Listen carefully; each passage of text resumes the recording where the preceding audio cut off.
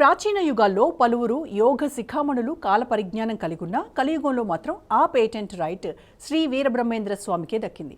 కొంతమంది ఇతర పేర్లను కూడా సూచించినా ఈయనకుండే ప్రాముఖ్యత వేరు. ఆయన కాలజ్ఞానాన్ని పామర జనులు సైతం పాడుకునేందుకు వీలుగా ఆయన రచించడమే అందులోని ప్రత్యేకత. మరి కాలజ్ఞానం ద్వారా ఆయన ఎలాంటి ప్రయోజనాలు ఆశించారు అనేది అత్యంత ముఖ్యమైన కోణం. కొందరు ఆయన్ని సంఘ సంస్కర్తగా అభివర్ణించినా ఆయన చర్యలు చూస్తే మాత్రం స్వాముల వారు కేవలం సంఘ సంస్కరణ దగ్గరే ఆగిపోలేదు.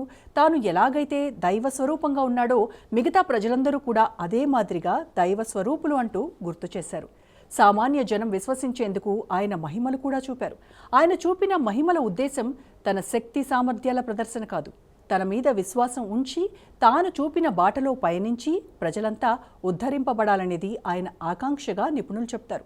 మరి స్వామిని సంస్కర్తగా చూడటానికి, దేవునిగా గుర్తించడానికి మధ్య తేడాలేంటి? ఈ తేడాల ద్వారా సమాజానికి అర్థమయ్యే అంశాలేంటి?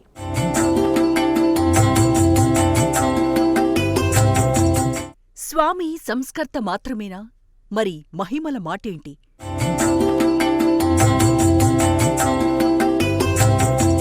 బ్రహ్మానందరెడ్డికి చూపు ఎలా వచ్చింది? చనిపోయిన ముత్తి ఎలా బతికింది?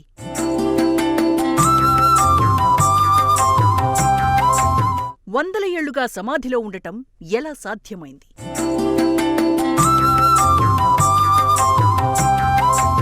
వీరబ్రహ్మేంద్రస్వామి ఒక అవతార పురుషుడని ఆయన శిష్యులు, భక్తులు కీర్తిస్తే, ఆయన ఓ మహనీయుడని, సంఘాన్ని సంస్కరించటానికి కంకణబద్ధుడైన మహానుభావుడని బుద్ధిజీవులు అభిప్రాయపడతారు.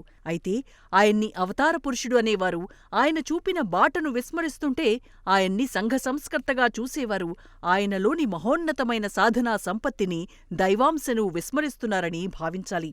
నిజానికి వీరబ్రహ్మేంద్రస్వామి కేవలం సంఘ సంస్కరణ దగ్గరే ఆగిపోలేదు. సంఘంలోని దుర్లక్షణాలను దునుమాడేందుకు అనేక అవమానాలు భరించారు.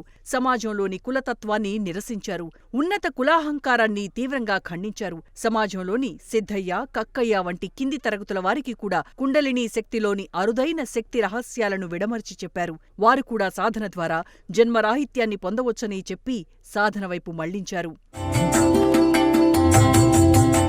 నాటి సమాజంలో అట్టడుగు వర్గంగా ఉన్న మాదిగ కక్కయ్య ఇంటికి వెళ్లి ఆయన భార్య ముత్తిని బతికించారు స్వామి. అంతేకాదు, కక్కయ్యకు బ్రహ్మోపదేశం చేసి ఆ తర్వాతి కాలంలో తాను కూడా జీవసమాధి అయ్యేలా ప్రోత్సహించారు. మహమ్మదీయుడైన సిద్ధయ్యను స్వామి తన కొడుకుల కంటే ఎక్కువగా ప్రేమించి అనేక రహస్యాలను ఉద్బోధించారు. సిద్ధయ్యలోని జిజ్ఞాసను గ్రహించిన వీరబ్రహ్మేంద్రుల వారు తెల్లవారుజామున, అలాగే అర్ధరాత్రి వేళలో అనేక రహస్యాలను బోధించినట్లు, తద్వారా సిద్ధయ్య కూడా కాలక్రమంలో అనేక మహిమలు చూపేలా శక్తి ప్రసారం చేసినట్లు స్వామివారి జీవిత చరిత్ర ద్వారా తెలుస్తోంది. దాని ఫలితంగానే కక్కయ్య కూడా జీవసమాధి నిష్ఠ వహించటం స్వామిలోని గురుబోధకు తార్కాణంగా చెబుతారు. అందుకే గురువంటే బ్రహ్మంగారేనని, శిష్యుడంటే సిద్ధయ్యే అనే నానుడి ఇప్పటికీ వర్ధిల్లుతుంది.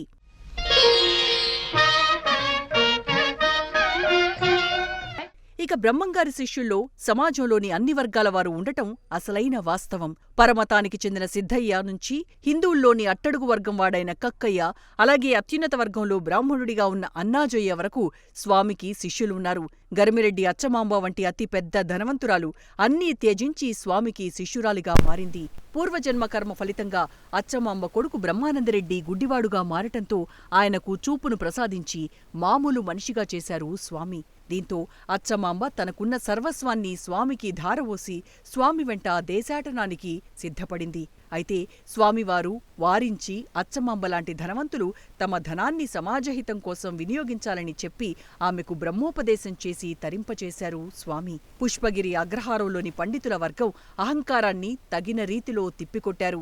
స్వామివారితో వాదనలో గెలవలేకపోయిన బ్రాహ్మణ పండితులు తమ గ్రామం గుండా ఒక పామర వర్గానికి చెందిన వ్యక్తి రాచ మర్యాదలతో వెళ్లరాదని అవమానిస్తే పుష్పగిరి అగ్రహారాన్ని మరుక్షణంలో దహించివేసి వారిలోని అహంకారాన్ని ఖండించివేశారు స్వామి. దీంతో వారు స్వామిని క్షమాపణ వేడుకోవడం విశేషం. అలాగే నంద్యాల విశ్వబ్రాహ్మణుల అహంకారాన్ని, అభిజాత్యాన్ని ఒక్క వేటుతో ఖండించివేశారు స్వామి. దాహం వేస్తుందని కాస్త మంచినీళ్ళివ్వాలని అడిగినందుకు అక్కడి విశ్వబ్రాహ్మణులు తమకు తీరికలేదని, ఆయన పొట్టకూటి కోసం స్వామి అయ్యాడో లేక నిజమైన స్వామి అవతారమో ఎవరికి తెలుసన్న ఈసడింపుతో కొలిమిలో కరగదీసిన ఇనుమునివ్వటంతో స్వామి ఆ ఇనుమునే గటగటా తాగేశాడు. దీంతో వారి అహంకారం మొత్తం కరిగిపోయింది. అలాగే నంద్యాల్లోనే మరో చోట పుట్టెడు అన్నం వండి ఆ అన్నం మొత్తం తిని తమ శక్తి సామర్థ్యాలేంటో చూపాలని విశ్వబ్రాహ్మణులు అడగటంతో సిద్ధయ్య చేత పుట్టెడన్నం తినిపించి అందరినీ ఆశ్చర్యపరిచాడు. స్వామి చూపిన మహిమలకు లెక్కేలేదు. ఊరంతా పోలేరమ్మ జాతర చేసుకున్నప్పుడు జంతుబలిని ఆపేయించారు. పోలేరమ్మకు జంతుబలి ఆపేయించింది తానే కాబట్టి ఒకవేళ ఆమె ఆగ్రహిస్తే అది తనకే చుట్టుకుంటుందని చెప్పి ప్రజల్లో అవగాహన కల్పించే సాహసం చేశారు. మరోవైపు స్వామి చూపిన మహిమల్లో గ్రామదేవతైన పోలేరమ్మ నిప్పు తేవటమనేది ఒళ్ళు గగుర్పొడ్చే అంశం. గ్రామ పెద్ద చుట్ట కాల్చుకోవడానికి నిప్పు కోసం వెతుకుతుంటే గ్రామ పెద్దకు నిప్పు కావాలి, పోలేరా తీసుకురా అంటూ ఆదేశించటంతో గ్రామదేవత స్వయంగా నిప్పు తెచ్చి గ్రామ పెద్దకివ్వటంతో ఒక్కసారిగా ప్రజల్లో భయంతో పాటు భక్తిభావం ఉప్పొంగుతాయి. అప్పటినుంచి స్వామిని వారు సాక్షాత్తు దైవ స్వరూపంగా చూడటం మొదలైంది. ప్రజలంతా ఆయన్ని నడిచే దైవంగానే జమకట్టారు. అయితే ఆ మహిమలను తనలోని శక్తి ప్రదర్శన కోసం కాక మహానుభావుల పట్ల సామాన్యుల్లో గురి కుదిర్చే ఉద్దేశంతోనే స్వామి ఆ మహిమలు చూపారంటారు నిపుణులు. పోలేరమ్మ చేత నిప్పు తెప్పించాల్సినటువంటి స్థితి అంటే ఆయన సందర్భానుసారంగా చుట్ట కాల్చుకోవాలనేటటువంటి సంకల్పం కలగటం, ఆ సందర్భంలో అదే అదునుగా చెక్కుముక్కి రాయి అని, పూర్వకాలంలో ఈ అగ్గిపెట్టెలు ఇవన్నీ ఏమీ లేని కాలంలో రాయి ఒక ఇనుప ముక్కను కొట్టడం చేత నిప్పు రావటం, దాన్ని దూది అంటించుకొని చుట్ట తాగే అలవాటు పూర్వకాలంలో ఉండేది. మరి అదే విధంగా ఆ రోజు ఆ గ్రామాధికారి ప్రయత్నం చేయగా ఆ రోజు ఆ చుట్టను మర్చిపోవటంతో వీరబ్రహ్మేంద్ర స్వాముల వారు అదే అదునుగా తన యొక్క శక్తిని చూయించాల్సినటువంటి అవసరం ఏర్పడింది. అప్పుడు ఆ పోలేరి అమ్మవారిని స్వామివారు ఆహ్వానించి నిప్పు తీసుకురా అన్నంతలో ఆమె మూకుడులో నిప్పులను తీసుకురావటం, వాళ్ళు అది చూసి ఆశ్చర్యపోవటం, ఇదంతా కూడా జరిగినటువంటి సంఘటన. కాబట్టి వీరబ్రహ్మేంద్ర స్వాముల వారు సాధారణమైనటువంటి వారు కారు, ఆయన దివ్య పురుషుడే అని దీని ద్వారా మనకు తెలుస్తుంది. ఒక వ్యక్తి యొక్క ఆలోచన పరిధిని బట్టి అవతలి వ్యక్తిని అంచనా వేయటం జరుగుతుంది.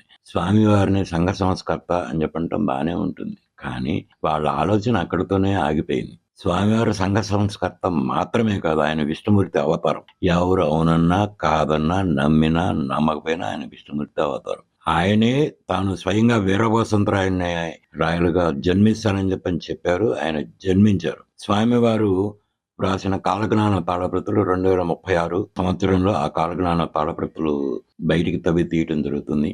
ఆ తవ్వి తీసిన తర్వాత కాలజ్ఞానంలో ఉన్న సంఘటనలన్నీ యథాతథంగా జరుగుతాయి. రెండవది, ఇక్కడ వీరభద్రాయలు ఉండగానే అక్కడ శ్రీ వీరబ్రహ్మేంద్ర స్వామి వారు సజీవ సమాధిలో ఉన్నారు. ఆ సజీవ సమాధిలో ఉండి తపస్సు చేస్తున్నారు. ఎవరైనా కానీ పోయి నిష్టగా కూర్చొని ధ్యానం చేస్తే వారు ఓంకారం చెప్పిస్తున్నది మొత్తం వినిపిస్తుంది. స్వామివారు మహిమలు చూపడం మాత్రమే కాదు, సమాజాన్ని అమితంగా ఇష్టపడే వ్యక్తిగా ఈ సమాజం 10 కాలాల పాటు సురక్షితంగా ఉండాలని ఆకాంక్షించారు. అందుకే అనేక జాగ్రత్తలు సూచించారంటారు పావులూరి శ్రీనివాసాచారి లాంటి భాష్యకారులు. హైదరాబాద్ గురించి స్వామివారు ప్రత్యేకంగా రాశారట. గోల్కొండ వద్ద గోవిందాపురంలో ఆవు కడుపున మనిషి పుడతాడట. ఆ విపరీతం చోటు చేసుకోవడంతో హైదరాబాద్కు చేటు జరుగుతుందని చెబుతున్నారు. అలాగే కడప పట్టణం మొత్తం ఖాళీ అవుతుందట. అలాగే తిరుమల గురించి ఒళ్ళు గగుర్పొడిచే అంశాలను స్వామివారు కాలజ్ఞానంలో చెప్పారట. కాబట్టి కాలజ్ఞానంలో స్వామివారు చెప్పిన ప్రమాదాలను, ఉపద్రవాలను దృష్టిలో ఉంచుకొని కనీసం ఇప్పటి ప్రభుత్వాలైనా అందుకు తగిన ఏర్పాట్లు చేయాలని పావులూరి చెబుతున్నారు. హైదరాబాద్ గురించి స్వామివారు ప్రత్యేకంగా రాశారు. గోల్కొండ వద్ద గోవిందాపురం అనే గోల్కొండ రాజ్యంలో గోవిందాపురం, అక్కడ ఆవు కడుపున మనిషి పుడతాడు. దాంతో హైదరాబాద్ చాప్టర్ క్లోజ్. అది తీవ్రవాదుల దుశ్చర్యల వల్ల కానీ, అంతర్గత విస్ఫోటనాల వల్ల కానీ హైదరాబాదు న్యూక్లియర్ ఎక్స్ప్లోజన్కి గురవుతుంది. హైదరాబాదు దాదాపు చాలా తీవ్రంగా దెబ్బతింటుంది.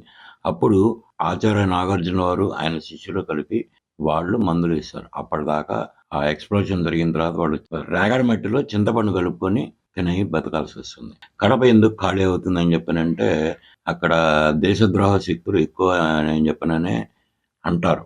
కడపకు దగ్గరలోనే యురేనియం గనులు ఉన్నాయి. ఆ యురేనియం గనులతో చెలగాటాలు ఆడటం కానీ, యురేనియం పదార్థాలని రవాణాలో కానీ ఏదో విస్ఫోటనం లాంటిది కానీ ఏదైనా జరిగి కడప మొత్తం రేడియేషన్కి గురై కడప మొత్తాన్ని ఖాళీ చేయాల్సి వస్తుందని చెప్పి నేను అనుకుంటున్నాను. వాటిల్లో తిరుమల కూడా ఒకటి. తిరుమల మీద హిందూయేతర మత శక్తులు దాడి చేయటం మూలంగా కానీ ఇది జరిగి తిరుమలకు వెళ్లే రహదారులన్నీ మూసుకుపోతాయి.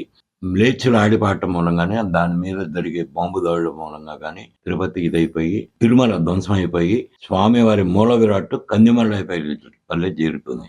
కందిమల్లపల్లి అంటే బ్రహ్మంగారి మఠం చేరుతుంది. అలానే కనకదుర్గమ్మ వారి విగ్రహం కూడా చేరుకుంటుంది. ఇలా బహుశా ప్రపంచంలో ఎవరూ చూపని మహిమలను వీరబ్రహ్మేంద్రస్వామి చూపడంతో ఆయన్ని ఆనాటి నుంచి కూడా ప్రజలంతా అవతార పురుషుడిగానే చూస్తున్నారు. అంతేకాదు తాను సజీవ నిష్ఠ వహించేందుకు సమయం ఆసన్నమైందని చెప్పి భార్య గోవిందమాంబకు పలు కీలకాంశాలు చెబుతాడు.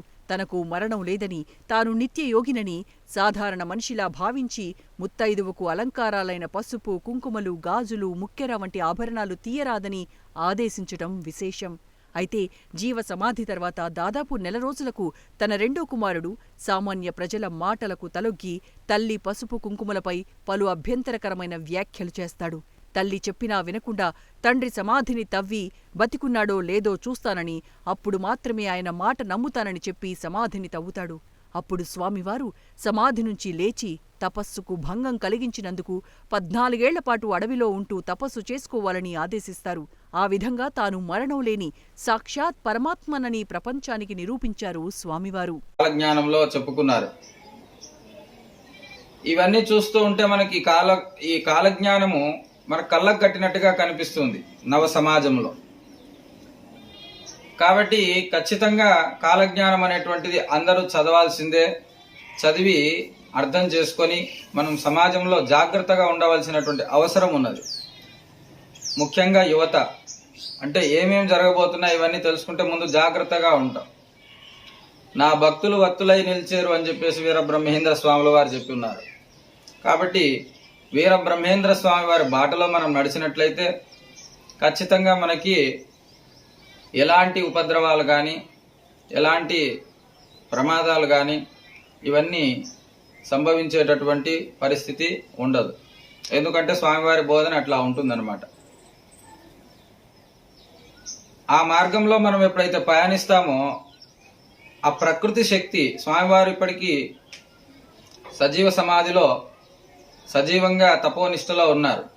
కాబట్టి స్వామి కాలస్వరూపుడై కాలమే తానుగా మనల్ని రక్షించేస్తూ ఉంటాడు, ఎప్పుడు రక్షణ చేస్తూ ఉంటాడు. కాబట్టి జాగ్రత్తగా మనం వీరబ్రహ్మేంద్ర స్వాముల వారి బాటలో నడిస్తే చాలు. మనకు ఎల్లప్పుడూ స్వామివారు అండగా ఉంటారు, స్వామివారే నడిపిస్తారు.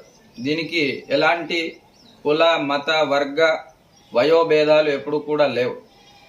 ఎప్పుడూ మనం స్వామివారి యొక్క మతాన్ని బాటలో మతంలో బాటలో నడిస్తే చాలు, స్వామివారి అనుగ్రహం మనకుంటుంది.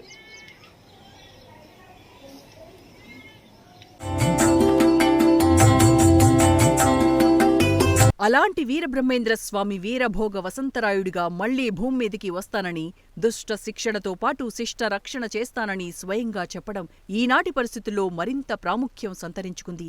అందుకే రేపటి తరం సురక్షితంగా ఉండాలంటే నేటి యువతరమే కాలజ్ఞానాన్ని అధ్యయనం చేయాలని, కాళికాంబను నిత్యం ఆరాధించాలని నిపుణులు చెబుతున్నారు.